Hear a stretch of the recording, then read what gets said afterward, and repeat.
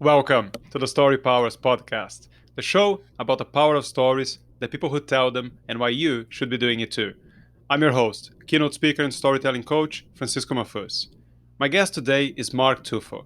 In an alternate reality, Mark is the author of several high fashion novels and the ultimate guide on how to work from home in shorts.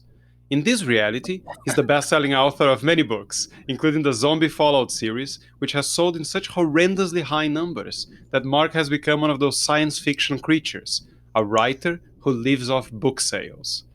I found out about him a few months ago, and in that time, I've read 23 of his books. If that says more about him as a writer or me as a reader, I'll leave that up for you to decide. Ladies and gentlemen, Mark Tufo. Mark, welcome to the show.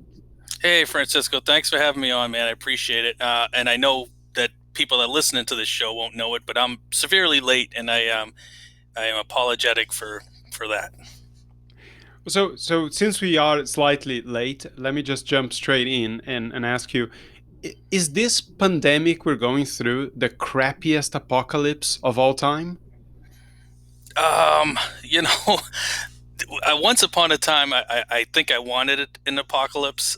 It sounded like a pretty good idea in my muddled mind. Get out of the routine of 9 to 5 and stuff. But the more I wrote about apocalypses, I decided I very much don't like them. I like my cheeseburgers. I like my hot showers. I like my occasional cold beer.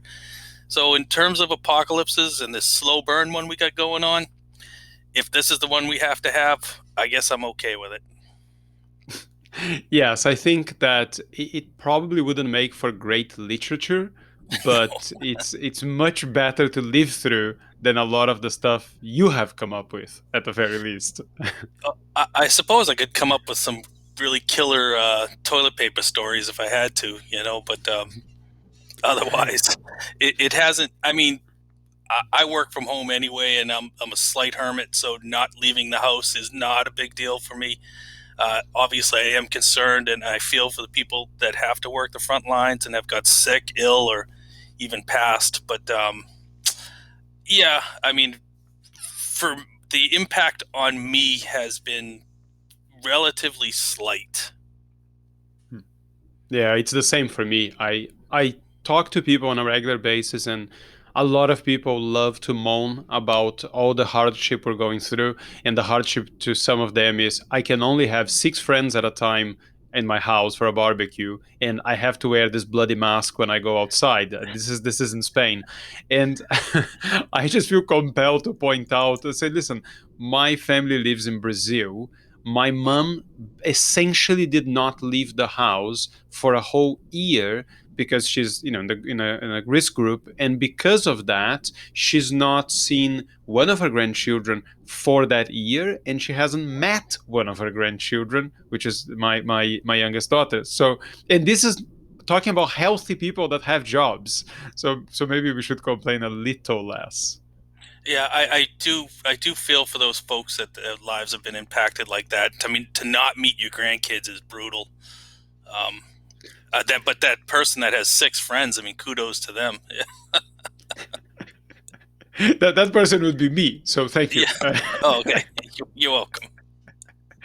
Right, so I was struggling to figure out the best way to describe your books to people, right? Because I started recommending them to some people, but you're writing about zombie apocalypses, so this is not a literature that I can recommend to absolutely everyone. But I have some friends who, like a lot of people, like, for example, The Walking Dead. So I thought, okay, if you like The Walking Dead, that there's a commonality there. So I said, how do I really get across to these people how this is not like The Walking Dead? And this is the best definition I could come up with. I said to a friend of mine, I said, imagine that Aaron Sorkin, who the guy who wrote the Social Network, and he wrote The West Wing, and he's known for his snappy dialogues. Imagine that Aaron Sorkin got high and wrote a zombie book with a lot of farting jokes.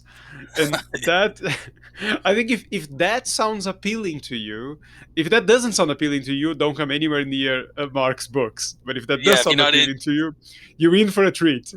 yeah, if you're not into infantile humor, you might want to keep going on. This is definitely not highbrow stuff. So I heard you say that type of stuff in a whole bunch of podcasts, and I wanna get into some of your creative choices there. But the main choice that I wanna get into is this. So you have a main character called Mike Talbot that is in some ways very much inspired in you, or at least inspired enough that people probably get confused if are you meant to be your own character or not. I think naming his wife the same name as your wife, right? Yeah, that was a mistake, but yeah, Well, one of his kids. Don't you have a relative called Travis, and that's one of his kids in the book? it's my child. That's my kid, actually. So another Oh, mistake. okay. Okay, so but that's not even the point that I want to ask about. So the fact that you've had a lot of commonalities make it seem very much like this guy is you, and I've heard you talk about that he's not. It's close to you, but not exactly you. But but Mike Talbot is a very strange individual because you're narrating these books in first person, and this guy has no filter either outside or inside. He thinks the most outrageous crap, and as I'm sure you know, a lot of people would probably and have been put off by your books, not because of the subject, but because they can't cope with Mike. So I take it that this was a conscious enough choice, right? Obviously anything you write's not going to resonate with everyone. I think what people like about Mike is, if you like the books, is the fact that he's willing to say what's on his mind, whether it's good or bad, and he's upfront, and he's more or less the every guy type of person. I've read a lot of zombie literature, especially early on, where the main character was usually Rambo and had every weapon known to mankind at his disposal. He had babes jumping on him on his giant pickup truck as he fired his huge 50 caliber machine gun, and I maybe folks were kind of done with that particular trope, whereas Mike, like I said, is trying to protect his family, limited supplies of anything. Maybe more realistic in that realm. But yeah, there's a segment that he resonates with, and there's obviously going to be folks that are just like, oh God, no, let me get as far away from this book series as I can. I think within 2 or 3 pages, my thinking was, wow, this guy's not concerned about being politically correct. And then I think the second thought, which is one that I had for a very long time, was why does he explain every one of his analogies? And then I realized, or at least I think I realized, that you are a much better writer than Mike Talbot is a human being expressing himself, because I've not seen you do that for any other character or in any other part of your books. That only happens when Mike Talbot thinks of an analogy and feels the need to explain the analogy every single time.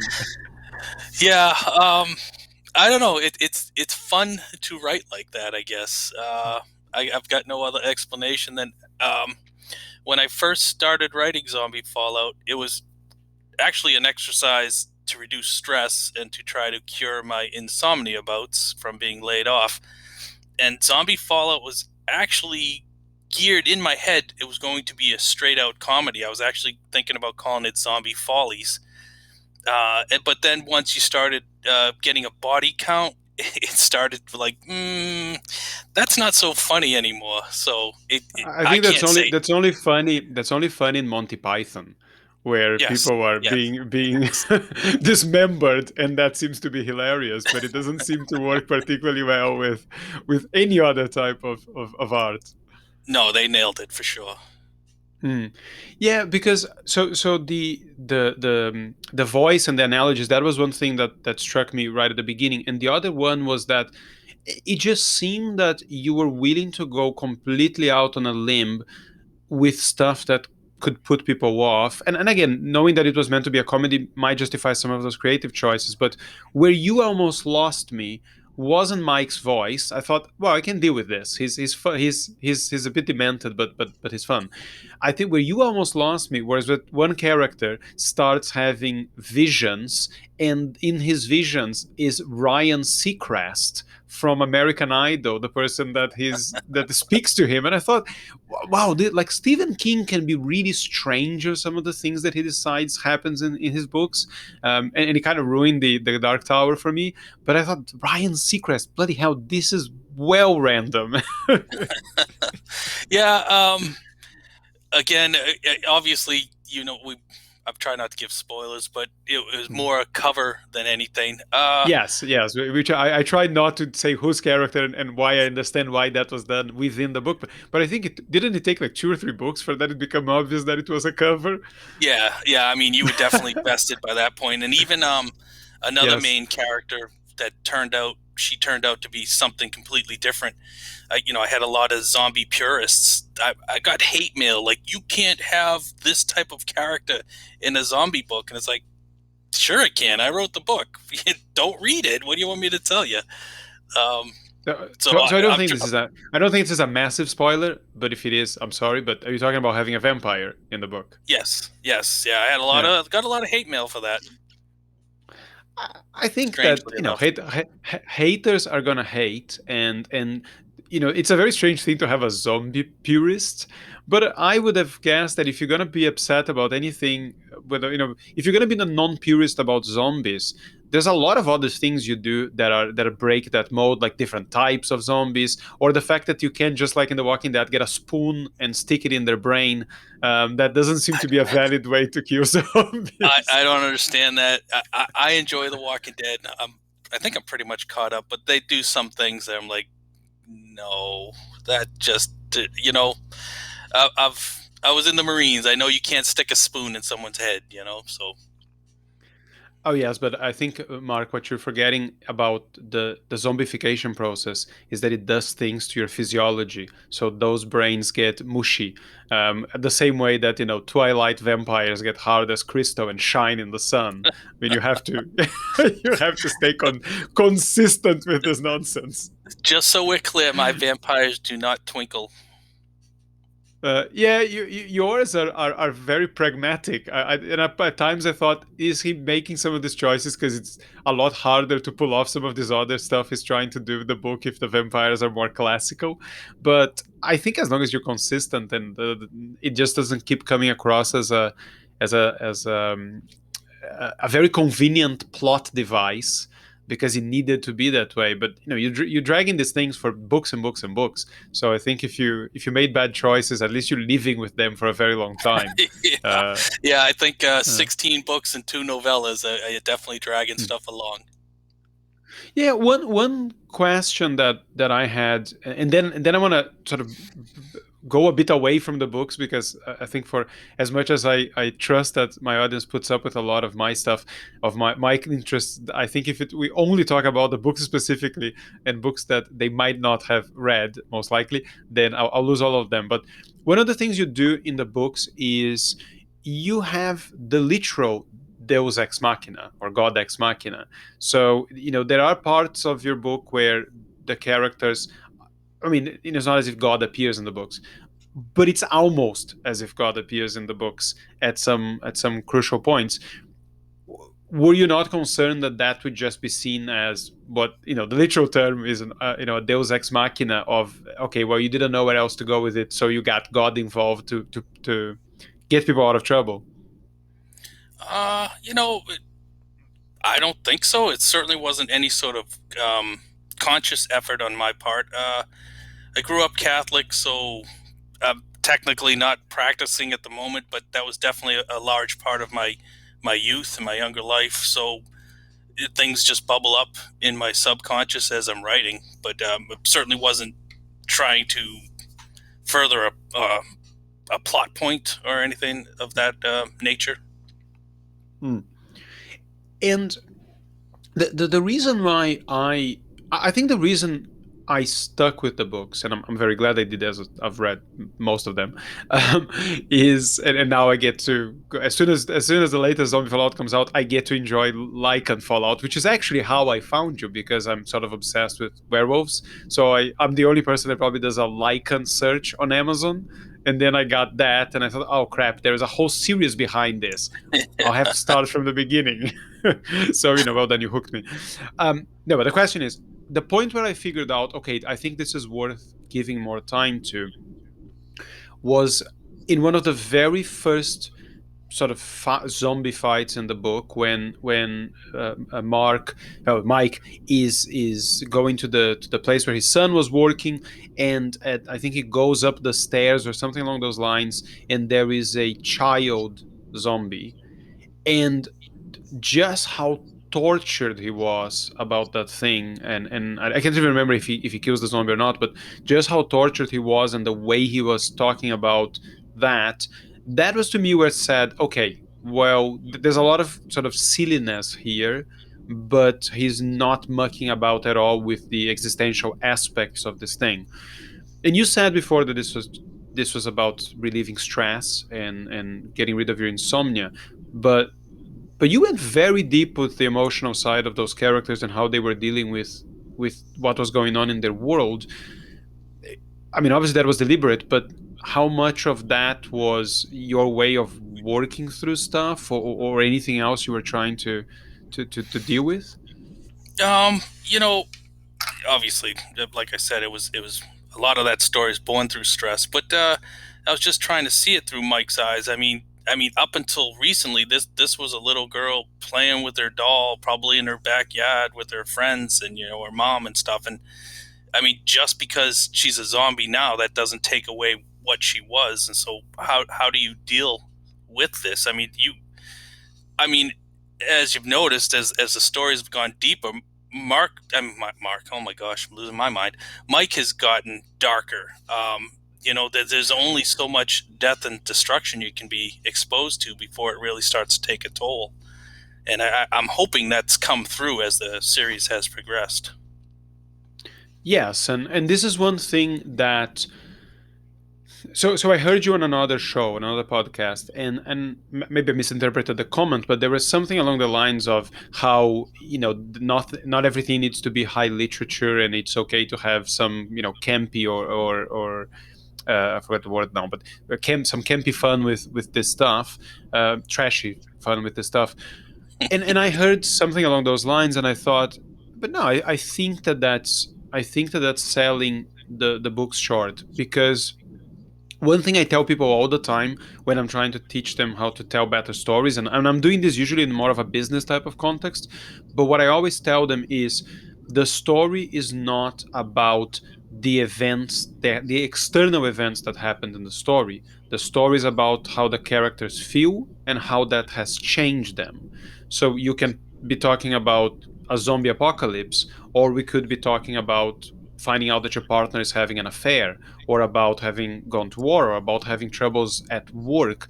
But at the end of the day, I think what makes a story relatable and what stays with us is that feeling that I can understand this character. I can put myself in their shoes. I can understand the emotions they're going through. Because if you have a high literature and you're talking about lofty things, but you don't have that, you don't have particularly good story. So, and I'm not sure if I actually have a question here, or this is just more of a comment, but my feeling is that on that side of things, I think your books are fantastic. There is no emotional corner that doesn't get explored by either Mike or any of the other characters. Thank Um, you. so yeah, no, that's probably not a question. No, So, like you just to reiterate, or expand on your point, the zombies are truly almost a backdrop, a prop, more or less, and my stories tend to be more character driven and what they're going through and how they're reacting to each other and how they're coping or not in a lot of their cases. So yeah, I mean the zombies, you literally, you could probably drop them in any kind of craptastic situation.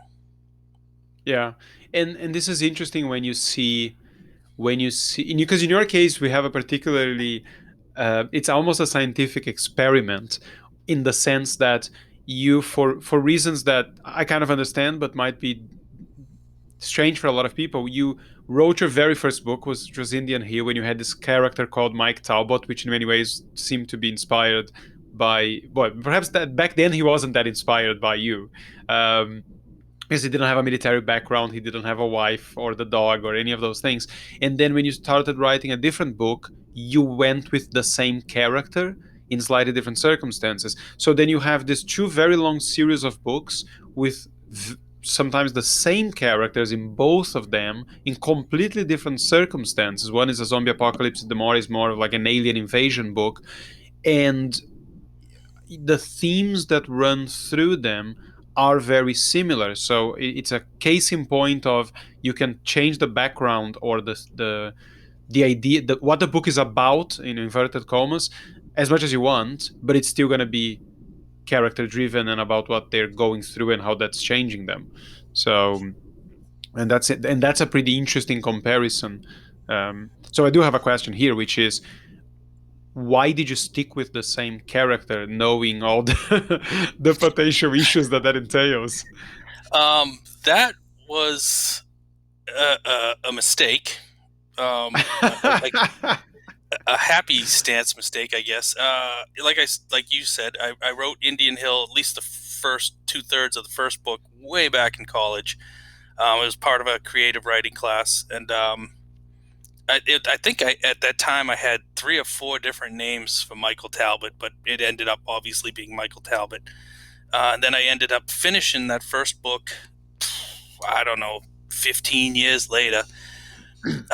And then once I got laid off from corporate America and started writing the zombie Fallout series, I was like, well, I already got this character, Mike Talbot.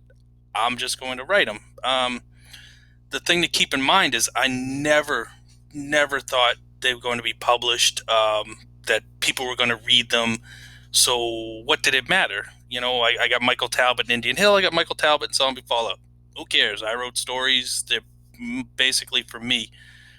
And then what started happening is folks did start to read them, and I started getting a lot of questions like, how come Mike Talbot in Zombie Fallout doesn't remember Mike Talbot from Indian Hill, and why doesn't he realize there's aliens, and why aren't the aliens here with the zombies? And it was like, oh man, I think I have a problem. So that was the genesis of creating the car crash, which ended up being a divergent point for all my different series. And it worked out, you know, so it was all a mistake, but a happy one, you know, and now I've got this giant tree with interconnected stories, and I've had a lot of fun doing it that way, but it was never intentional. I'd love to tell you, you know, I had this big brainchild moment. I was like, I'm going to do this incredible thing that's never been done, but no, it was a mistake. So one thing that is interesting to me is how some of those choices, I can get how you fall into that extent, and I think it ended up being creatively, perhaps not sure if that much, but commercially ended up being a very interesting thing because that forced you to have this sort of alternate reality character. You can essentially put him in whatever you want without messing up the chronology of the one series that everybody's following. So you can follow him on Indian Hill, you can follow him on these collaboration books that you do with other people without necessarily crossing over, unless you want to cross over, which is also pretty cool. But the one choice that I'm not sure I understood, because I don't know the history behind that, is you you did sort of a follow up to the main series, to the zombie series, which is 100 years into the future. Before, but this was already a successful series, right? You were already Yes. cranking out books. So why did you decide at that point, I'm now gonna do the follow up and put it 100 years in the future? Well, that was my wife. Ah, Hand to God, right. this is how this happened. We live out in the sticks in Maine, and we were going to get coffee at Dunkin' Donuts, and that's its own process. We have to drive, and we just left our street, and she's like, you know, werewolves are hot right now, and I was like, okay, really great for werewolf stories. Well, that's awesome. She's like, no, you don't understand. Werewolves are hot right now. And I was like, I still don't know where you're going with this. And she's like, you need to write a werewolf book. And I was like, I do. Um, and that, that's really all it took. She flipped a little switch in my mind, and by the time we got down to Dunkin' Donuts, I was like, huh, what if I take Mike because of his situation? I pop him 150 years in the future, and now this is the stuff he has to deal with. Which characters can I bring with me? And honestly, that's where that came from. It was just it was her. You know. I would love for you to ask Tracy if when she says werewolves are hot, was she in any way influenced by the fact that True Blood was going on and there was a Yeah. werewolf character who was an incredibly good-looking guy. So he was like a hot werewolf. So I don't know how much that influenced, because I don't know where were they hot? They were hot in Twilight, because Uh, where else were werewolves hot? uh, uh, well, okay. Now that you brought up that alternate view, I was hoping it was more that they were hot in the marketing area where they were selling, but not But in the they're actual. not. There is not one. What is the one good werewolf movie? And again, I'm obsessed with werewolves. I'm so obsessed with werewolves that I have my book list of the stuff that I wanna buy or read, and because I have many books in reserve for reading, and try to cycle around the book. So fiction, no, like normal fiction, non-fiction, science fiction, fantasy, and I have a werewolf category. So I will get through a werewolf or a wolf book every so often. And most of them are horrendously bad. I don't think any of them is a commercial success apart from Twilight, which is not really a werewolf book. And I can't really think of any movie or TV show that has actually been a breakaway hit that has werewolves as main characters. So I think Trace is full of crap. Or Probably, was. but I'm not going to call her on it. If you want to call her up and let her know, I Yeah, think I think she was yeah. referring to books, but Just, now I'm not sure. yeah, just ask her. Say, Tracy, any chance that when you suggested that I write a werewolf book that you were watching True Blood? That's it. That's the only question you need to ask her. Not Okay, going to it's a happen. I question want. from a reader. It's a question from an avid reader, I would like to enjoy my weekend, Francisco, and I'm not going to have that discussion. which is fair enough. Um, so, okay, so one of the things that I think you do incredibly well, it's definitely one of my favorite things of our books, and it's something that most people suck at, is dialogue.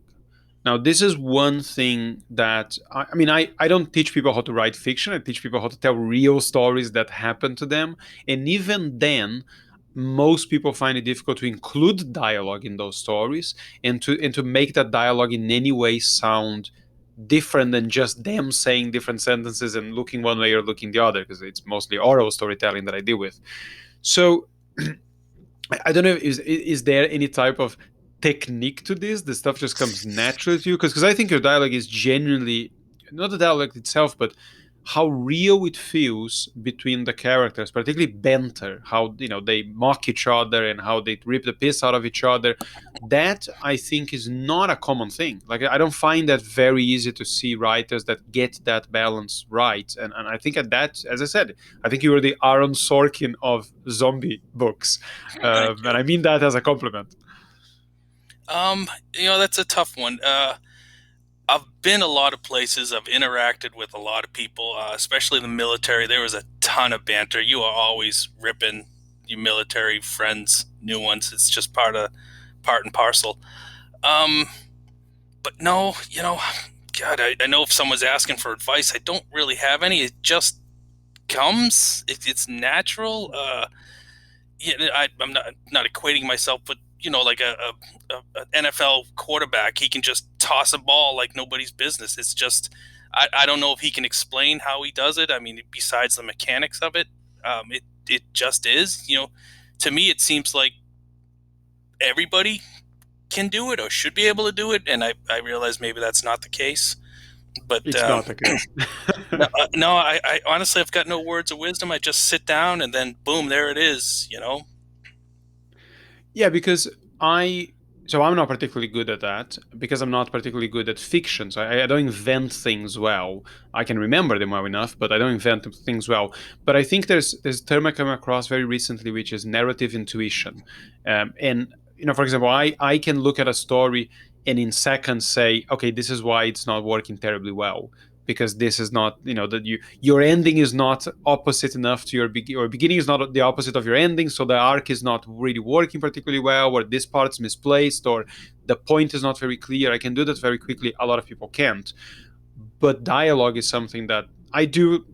On social media, I put videos sometimes that are me playing two characters, and I can only play really hammy characters, like really outrageously stupid, because if I try to play someone more realistic, it just doesn't feel realistic. So no, I don't think.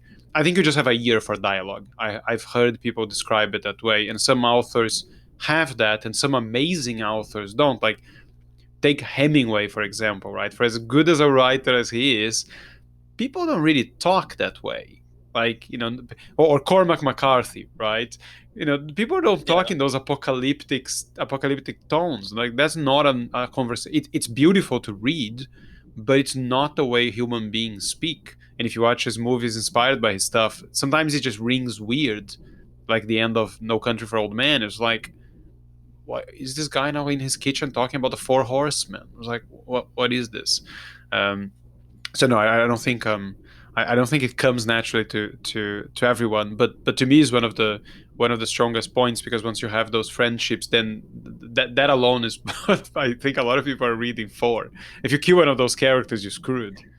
I mean, and that's. I mean, I do like that dialogue intuition. I really get or attempt to get into the mind of that particular character when they're speaking. You know, whether BT's talking to Mike or Trip or any of the characters. Like, and I try to stay within the constraints that I've built for that character. You know, like you wouldn't expect BT to go off on some drug fueled rage about something. You know, so just want to stay in character with their dialogue. Hmm. Yeah, no, and I think you do that very well, and I think it's character driven work is one of the things that I think when you get it right, it just feels real. So I'm going to compare you now to an author that could not be further from you in many ways, which is John Green. And one of the things I like reading John Green books, The Fault in Our Stars and stuff like that, is Oh, yeah. is is not the soapy stuff. Is because that when he has teenagers talking to each other, I feel like I definitely could know those people. Like, that's the best movies that I used to watch when I was growing up, like the John Hughes movies, when you actually believed in those people, they could really exist, and that comes usually from dialogue more than anything else. And I think it's a lot of authors are amazing writers, cannot write dialogue to save their lives. So there. Now I want you can go on. No, I was just gonna say, you got to be a brave soul to write teenager dialogue. I mean, you can nail it, but if you don't, it'll show more than any kind of other dialogue. Yeah. Yeah, and again, I don't know if, I mean, he's a very successful writer. I'm guessing he's getting those voices right, but I don't know if he's writing great dialogue for, a 40-year-old to read and think this feels like real life, whereas teenagers will read and go, "What? Yeah, This is nonsense. Nobody talks like this." probably. He's got an audience. He's catering to or writing to. So Yeah. So the other thing that I think some people could argue is not necessarily a strength of yours, but I'm gonna take the strength side of it, which is a lot of people are great at plot. Thinking ahead. This is what's gonna happen. This is what I'm gonna do with this series. But the thing you do, I think you do very well, and this is the one thing I find that makes most people's storytelling, particularly when you're talking about oral short stories, it's the difference between a good story and a bad story, is how good they are at focusing on moments. And I've heard a really good description about this from a storyteller called Marsha Shandur, and she says that if you're telling a good story, you're making a movie in someone's mind. So if you're doing it right, it's an action scene. Like, you can see everything that's happening. You know what the characters are feeling. It has lots of detail on it. If you're doing it not as well, it could be like a montage. You're getting a taste for it, but you're not really into the scene. And if you're doing it terribly, it's just a voiceover. They went over there and they did this and they did that. I mean, it's just not. Um, I think it's pretty brilliant. But the one thing I think you do well, and I don't know how much that is actually conscious thing and how much is just how you write, is like how granular a lot of that stuff is, to the point that you have one book that I enjoyed, but it was the one I was like, Mark, come on, you're just getting my money now. Where they don't do any, it's not they don't do anything, but like they're trying to go from one place to another place, and I think in the course of the book they move like half a kilometer because they just kept getting bogged down into one scene that just lasts for 100 pages, and then another scene that lasts for 100 pages. So again, how deliberate is, I'm gonna make this thing super detailed and stretch the hell out of it, other than I'm gonna move my plot forward. You get either side of the spectrum. People are going to give me crap about. I literally had a whole chapter of Mike climbing a ladder. Obviously there was a lot of side shoots and things Yes, I happening there. remember, I remember that chapter. Yes. Um, it's not conscious. I truly, I don't feel like I'm doing money grabs. It's not my intention. My intention is to entertain and hopefully people will enjoy the stories. You know, um, and just sometimes that's what happens. In terms of plot building, unfortunately, I mean, I wish I did, but I do not storyboard. It's more of a seat of the pants. But there's a caveat. I mean, there's a good side to that too. Is a lot of people are like, "Wow, I did not see that coming." It's like you didn't see it coming because I didn't know it was coming. It wasn't your normal trope. Like you kind of, when you're watching a movie like Little Giants, at some point they're going to win the championship cup, that kind of thing. So yeah, I And I think realize some of it's my a point that it's a point that it's worth highlighting to people, is that so the Zombie Fallout series should end on book 16. Indian Hill ended with book 7, but as I understand it, even when you were already writing it, so Zombie Fallout was going to be one book, and then it was going to be 3 books, and then it's going to be, well, who knows, maybe 6, maybe 7, and it just kept on going. But there were clear points there that felt like an ending. Okay, now he's ended these books, but I know that there's another 10, so I'm sure something else is going to happen. But you never thought beyond the trilogy or the next 3 or 4 or 5 books that you were writing, right? no, yeah, I mean, it was more of as I was writing, I was like, wow, I could do this, or they could go here, or this character could bring them into this area. Yeah, so yeah, I write by my seat of my pants is what they call it. So yeah, unfortunately, never really planned out. I've talked to authors that they spend 3 months outlining their story so that when they sit down, they're never at their keyboard like, what do I write now? Whereas I've done that on a few occasions. So Are yeah, and then you familiar with Joe Abercrombie? yes, Yeah, so Joe, he's one of my favorite fantasy authors, and I follow his blog, and he was talking about this latest trilogy that is just finishing in September, and he is the anti George R. R. Martin, because thinks out the trilogy, plots out the 3 books, and once he knows he can actually put one out every year, he actually starts writing the first one, like properly writing the first one. And it's like clockwork. It's like occasionally I'm off by a month or two, but he said I will publish one every September, and this will be done in 3 years. But that sounds very much like the opposite of your more intuitive or instinctive approach. yeah, I would love to. Yeah, there's always a coin, a flip side, but having that sort of structure would make some of my days a lot easier. But then I feel like you could pigeonhole yourself too. You've got, okay, this, I wrote down everything the way it needs to be, and then you never kind of diverge, or you find that little nugget of brilliance. It's like, ooh, I could have done that, or I should have done that, or I did do that. Hmm. Well, I guess that it's good to have a roadmap, but you should always leave yourself enough room to figure out where the story works best, because you can say, okay, well, I want them to do this, this, and that, and end up at this point, and then as you write in the characters, you just go, that this just doesn't feel right. Like this doesn't feel in character, and now that choice doesn't work, and now I have to change the plan. I don't think there's a problem with that, but even with even with stories that are shorter in nature. So I just went through this process recently where I have this story about breaking into a Radiohead concert, and then almost having a friend of mine, um, sort of steal a girl from me because I was busy breaking into this Radiohead concert and not getting to her, and the story kind of went through. It was over 6 months and involved two different continents and whatever. And as I started writing it and figuring out what worked and what I was trying to say with the story, I actually realized I the story doesn't need and actually shouldn't have the most colorful parts, because it doesn't work as well if I have to drag it out over this period of time and I have to get all these extra characters involved. So I turned a story that was sort of an epic journey with all sorts of ups and downs to like this thing that is a lot shorter and I can tell in 5, 10 minutes. That's all the story I need to tell, and it just doesn't. There's no need for all this other stuff that I'm trying to cram in just because I think it would be cool. It doesn't serve the story.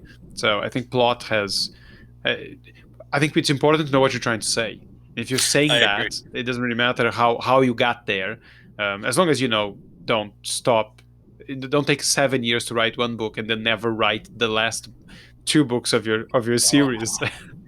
I've got a few authors on my reading list that have done that, and actually, unfortunately, a couple have actually passed away, and it's like, oh, so Yeah, yeah, I yeah. understand. I've decided this long time ago, and it wasn't because of Game of Thrones, but I think it applies to almost any type of art that you're interested in, which is there are so many good book series or TV series that have already finished, and you know that they're all there, and you know that they're good. You know that they didn't screw it up at the end. So why invest yourself in something that, at best, you have to wait 3 to 6 months between installments to keep following, and at worst, is either gonna never end, or it's gonna turn to be crap. 2/3 into the way. So why? Like I speak to people that have never watched The Sopranos or Breaking Bad or not Game of Thrones, but um, something Deadwood or whatever, and I say, why are you not watching this incredibly amazing and classic TV series? You watching this thing that you can only watch 10 episodes and you have to wait a year to watch the rest. But I know I'm guilty. I think I it's the yeah. Netflix algorithm is screwing up with people's Oh my common gosh. sense. And then Mm. I get a lot of folks that won't read Like and Fallout until the zombie Fallout series is completed. So I thought it I was done. understand that. I was Uh, that guy. I thought because you already had the follow up, I thought, well, he's already got the like and Fallout thing, so surely the zombie one is done. And when I looked at it, there were 15 books already. I said, okay, well, this is done. I had no idea that. Like, I only found out that it wasn't done when it ended. I was like, this doesn't seem like they're wrapping it up. This is like these last 50 pages are gonna have to cram a lot of stuff in. And I was like, oh, come on. yeah, I did try to be as vague as possible in the Like and Fallout series, so that I didn't make it so that constricting zombie Fallout. So Hmm. to some Yeah, degree of success. yeah. There's a couple of other things I want to talk to you just before we're done, and one of them is in the Zombie Fallout series you do this thing, and I don't know why you do it, so I'm gonna ask. Is Maybe I you have don't either.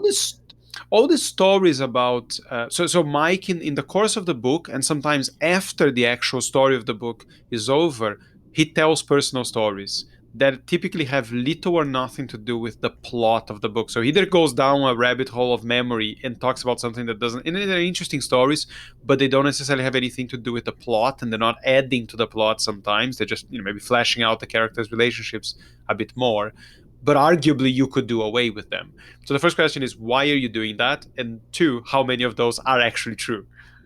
I put them in. I'll get a random thought sometimes in the middle of the night, and I'll type it away. And like you said, they have nothing to do with the plot. But to me, a few of them, I hope, are humorous, and and then they give more insight into Mike and his, and in his youth, usually growing up, and things he did, and why he's like he is. So that's the why of it. what was the rest of the question, man? I kind of just lost track. how many of them Oh, are right, true? right, right. Sorry. Some of them It, feel remarkably well detailed for them not to have been something. There's one in particular I'm thinking of where their car is that they're trying to come out of. They went camping and then went off roading and then they almost killed themselves trying to come out of a very narrow ravine or whatever. That one felt very close to the bone. because it was terrifying when it was actually happening. Um, Mm. quite a few are definitely based in truth. Some, I've taken author liberties on. Some I tempered down. Some I, you know, increased up. But yeah, probably, God, I'd say probably 75% of them are actually fact based. Mm.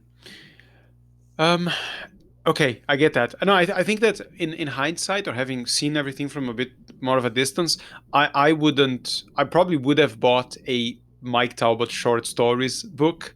So I think, I mean, they're fine where they are, and I read all of them. I didn't skip any of those stories, but some of them felt. I didn't know if you had any objective about for doing them other than, I just want to tell the story, and since I'm writing this book, I might as well stick it in here.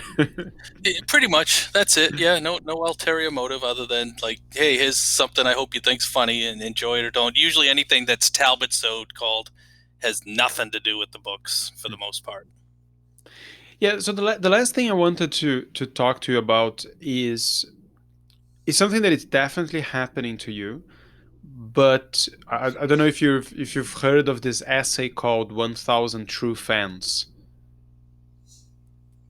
I have Okay, not. so this is an essay from Kevin Kelly, who is the guy who started Wired magazine, and he has this theory, which I think in your case is very much proven true, where he says that if you are whatever you're doing in life, whatever your gig is, but particularly if you are an artist of any kind, all you need is 1,000 true fans. If you have 1,000 true fans who love everything you do, who buy most of the things, if not all of the things that you put out, and would be delighted to get your personal time in any way they could, that is more than enough in today's world to build a very healthy business and lifestyle, and be creatively fulfilled. I mean, he's talking about you, isn't he? I mean, I gotta admit the zombie Fallout fans or the Mark Tufo book fans, they are very vocal and supportive. And early on in my career, if I got the dreaded 1 star review and I was losing my mind because authors are so squishy in regards to their ego, I would, like I'd go whine on social media like a dumbass, and these folks would hop on this person and attack, and I was like, oh no, I didn't mean to unleash the kraken. So I had to learn, like, okay, it's a 1 star, you'll be fine, relax, not everybody likes your stuff, and do not unleash the dogs, and but yeah, I think I veered off a little, but yeah, that 1,000 fans, I mean, just having folks that are so passionate about your work, it's surreal, and it's awesome, and the support they give, and that I'm able to work at home in shorts and play with my puppies for most of the day, it's huge, and I really couldn't ask for anything else. Yeah, just to give people a bit of context here, because a lot of people might not be familiar with the phenomenon that the Zombie Fallout series has become, is that you have a lot of books that are well reviewed on Amazon. The Indian Hill series, I think most of them are in their hundreds of 5-star reviews. But what caught my attention, and as I think caught a lot of people's attention, and will continue to do so, is that I think the first Zombie Fallout, and the vast majority of them are in the like 2000s of 5-star reviews, and you just keep looking at this, and it's just 5-star review after 5-star review, and those numbers are not common. I mean, you do see books on Amazon that are sponsored or endorsed by Oprah, and they get to the 20,000s and 30,000s, but you are officially you are an author that no one outside of a specific niche would have known of. There's no TV series yet that goes with it.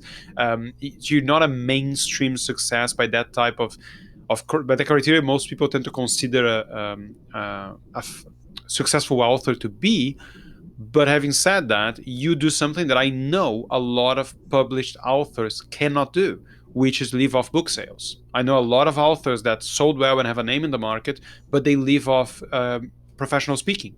They talk about the subjects that their books cover, and that's how they make their money. They don't make their money out of book sales.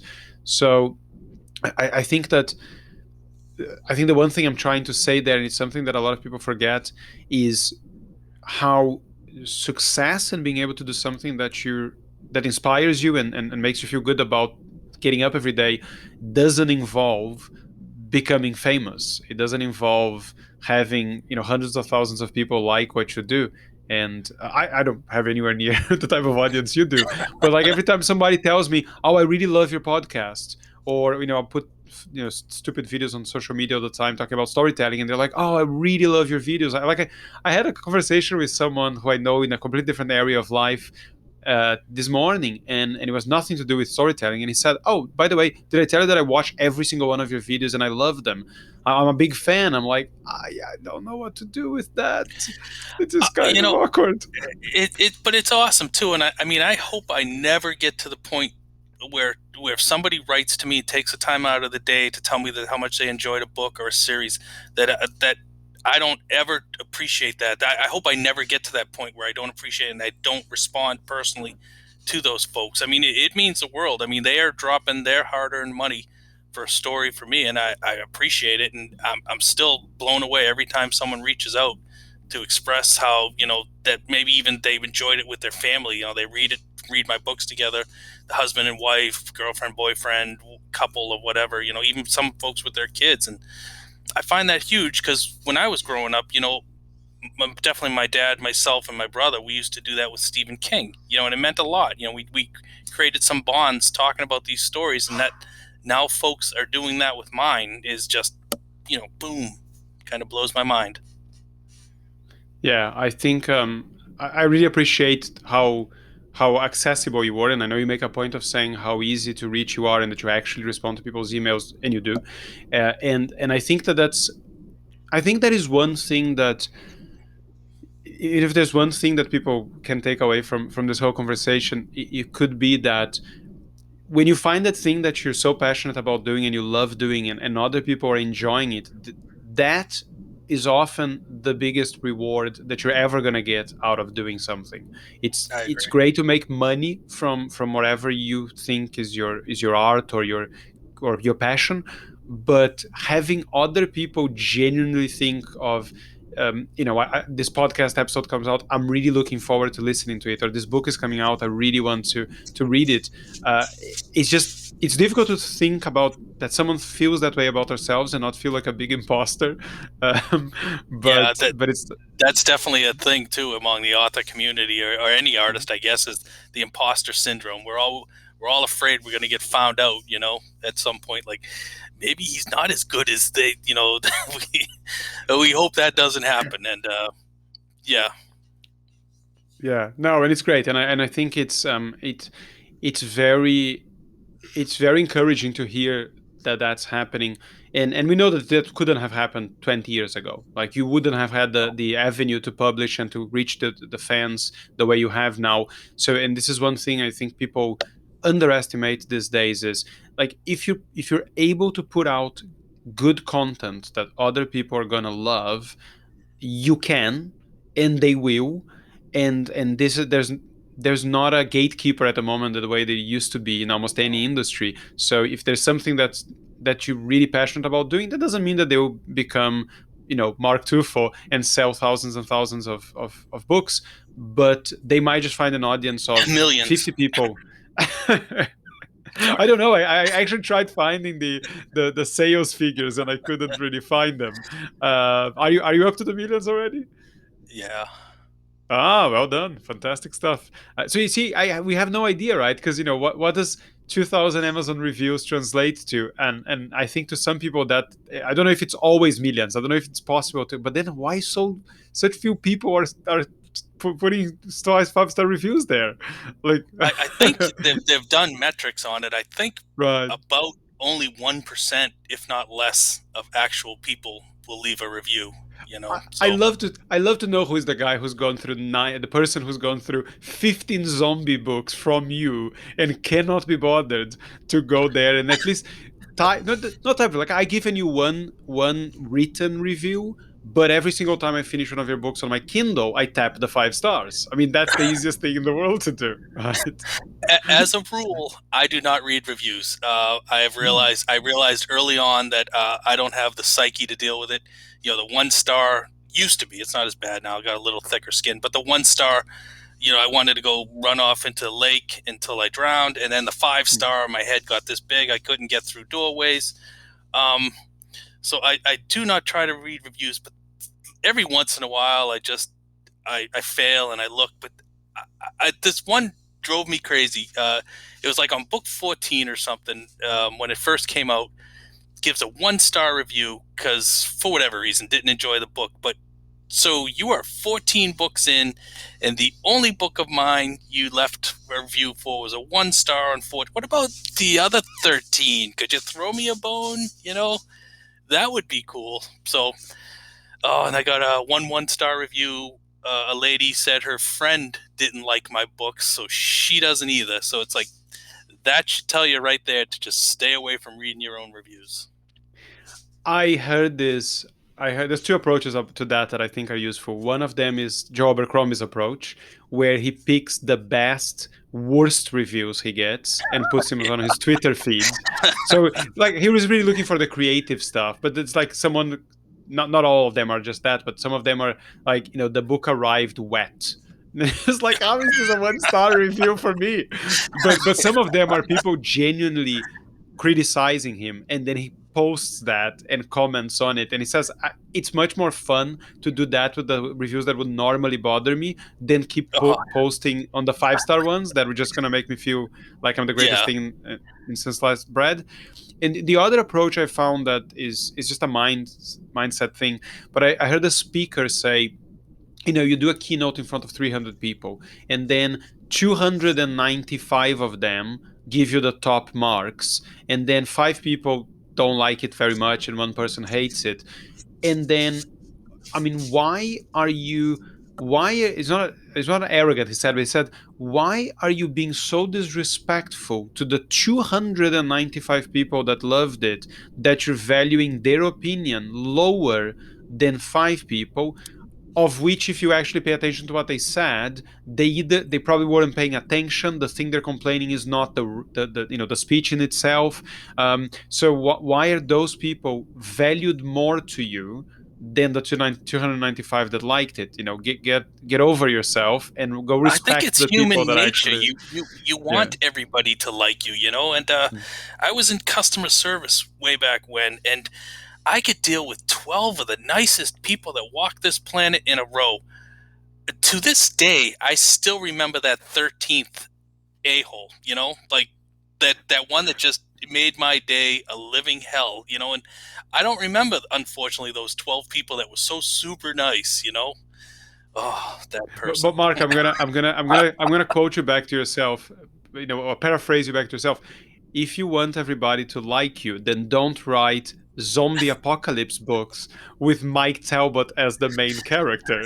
This is the truth, right? Oh my gosh!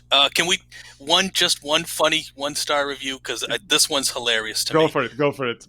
I wrote a book called Callous Rose, and the review, I should probably post it, but it was a 1 star, and it was like, Callous Rose is like Carrie for dummies, and I was like, that's friggin' brilliant.